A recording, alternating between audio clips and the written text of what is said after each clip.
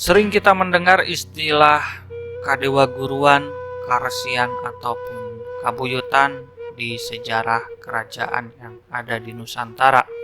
Seringkali dihubungkan dengan tempat belajar khusus dari sebuah kerajaan dan dipercayai sebagai tempat sakral bagi para pencari ilmu agama. Bagaimana cerita sebenarnya atau maksudnya? Simak video ini sampai selesai. Assalamualaikum warahmatullahi wabarakatuh. Sampurasun teman-teman, bagaimana kabarnya? Berjumpa lagi di Kang Ida 93 channel. Oke, kali ini kita akan membahas mungkin teman-teman sering mendengar yang disebut dengan kabuyutan, atau kalau di daerah Jawa Tengah, Jawa Timur itu juga sering disebut dengan kadewa guruan. Nah, kabuyutan itu biasanya di daerah Sunda ya, Pasundan, Tatar Sunda. Kemudian ada yang disebut juga karesian, sebenarnya hampir sama, yaitu sebuah tempat belajar untuk memperdalam ilmu, entah itu ilmu agama ataupun yang berkaitan dengan lingkungan sekitar.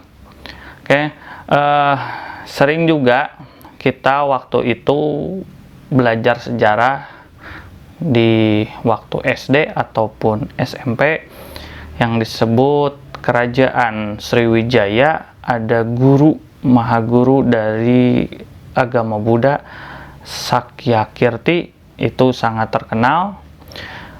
Sampai-sampai putra dari kerajaan India belajar langsung kepada beliau, dan bisa disebut itu juga karesian, walaupun istilah karesian atau kadewa guruan lebih condong kepada agama Hindu, tapi kita juga bisa menyebutnya seperti itu karena memang satu tempat belajar khusus untuk ilmu agama tertentu di suatu tempat. Malahan Sakyakirti di tempatnya atau guru besar, disitulah juga bisa disebut sebuah universitas besar karena dari mana-mana datang belajarnya.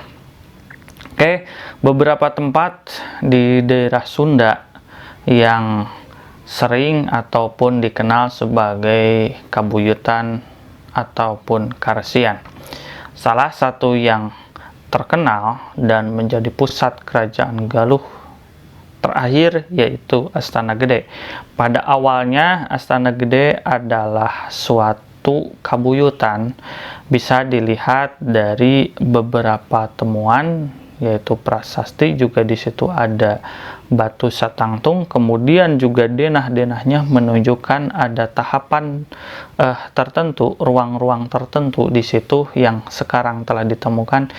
Itu adalah kabuyutan, tempat belajar raja-raja ataupun calon raja ataupun juga keluarga kerajaan yang pada saat itu pusat kerajaannya di Karangkamulian, dipesantrenkan ataupun dititipkan ke kabuyutan yang ada di Astana Gede, sampai pada akhirnya terjadi tragedi Bubat dan Nisikalawastukancana ingin memindahkan pusat kerajaan Galuh di Astana Gede Kawali agar lebih ingat tentang kehidupan ataupun melupakan tragedi itu. Seperti itu ya teman-teman, di Astana Gede yang di awal mulanya dikenal sebagai kabuyutan. Kemudian juga ada di daerah Sindang Kasih, kecamatan Sindang Kasih itu kabuyutan Gandoang. Di situ pusat belajar Kasundaan pada era-era menjelang perpindahan ataupun konvensi dari kepercayaan dahulu kepada agama Islam. Dan di situ ada satu naskah, yang naskah itu dari Sultan Agung yang menyatakan bahwa Sindang Kasih, daerah kabuyutan itu harus dikembalikan ke Sumedang karena memang waktu itu ada invasi dari keadipatian Kadipaten Galuh ke wilayah tersebut, padahal secara geografis ataupun secara peta wilayah itu masuk ke Kadipaten Sumedang. Nah, kemudian juga ada ini baru opini, yaitu di Galunggung, di Gunung Galunggung ataupun di kakinya dulu adalah suatu kabuyutan karesian khusus bagi para resi yang akan memimpin keagamaan di tempat, dan di situ juga ada 3 putra dari Retikan Dayun, pendiri dari kerajaan Galuh. Dibagi 3 kekuasaan, yang memegang kekuasaan eksekutif itu Mandi Minyak yang berkedudukan memang di pusat kota kerajaan Galuh pada awal mula, kemudian dan di Galunggung sebagai pusat belajar agama.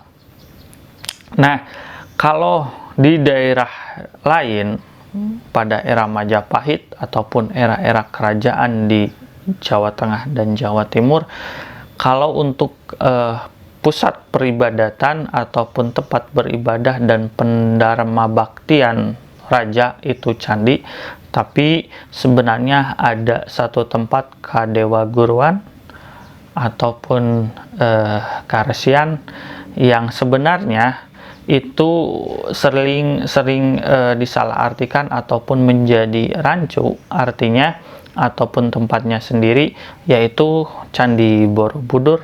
Kalau dilihat dari itu sebenarnya itu tempat ziarah dan juga tempat belajar agama Buddha beraliran, kalau tidak dilihat dari sepintas itu beraliran Mahayana yang pusatnya itu di dekat-dekat Tiongkok. Tapi entah ya, ini baru asumsi, dan memang cara berziarahnya pun ada tata cara mengikuti apa itu, seperti arah jarum jam, karena di situ ada yang menyebutkan tidak bisa disebut candi karena memang tidak ada ruang, tapi masih tetap ada yang menyebutnya candi, tapi dipercayai di situ adalah Kadewa Guruan ataupun Karesian, tempat belajar agama tertentu, sama seperti halnya di Sriwijaya, di kerajaan Sriwijaya di daerah Sumatera ada guru besar agama Buddha yaitu Sakya Kirti yang sangat terkenal di mancanegara. Kemudian kalau Majapahit itu memang era lebih sering disebut Kadewa Guruan di beberapa tempat, tapi Kang Iden memang kurang mendapatkan informasi di mana saja tempat Kadewa Guruan atau Karesian pada masa Majapahit, kerajaan termasyhur Hindu di tanah Jawa. Itu saja yang bisa Kang Iden sampaikan.